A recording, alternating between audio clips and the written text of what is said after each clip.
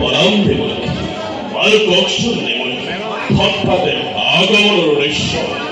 আগমনৰ উদ্দেশ্য বিশেষ একো নাই ভাবিলো তোমাৰ ৰাজ্যখন এবাৰ পদাৰ্পণ কৰি যাওঁ দেৱৰেখি ৰহস্য নকৰিব সকলো প্ৰকাশ কৰক তোমাৰ হাতত লাঞ্ছিত আৰু পৰাজিত হৈ দেৱগণে যদুপতি কৃষ্ণৰ সহায় ভিক্ষা মাগিলে যদুপতি কৃষ্ণও তোমাৰ হাতৰ পৰা ৰক্ষা কৰাৰ আশ্বাসে প্ৰদান কৰিলে বাৰু আপুনি কওকচোন দেৱৰেখি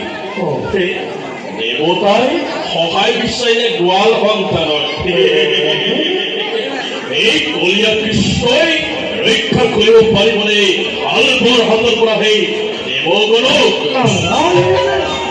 সাধাৰণ জ্ঞান নকৰিবা সেই যদুপতি কৃষ্ণ তেওঁৰ যৌৱন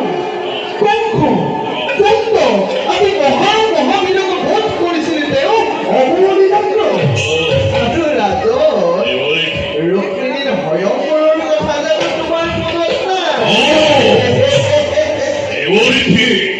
এই অপমানৰ কথা ইমান সহজে নকৰে এই ভাল বৰজনে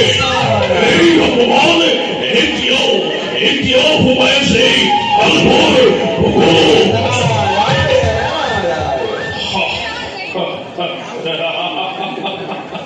দেৱৰেখি যোৱা গৈ এই কৃষ্ণ এইখনে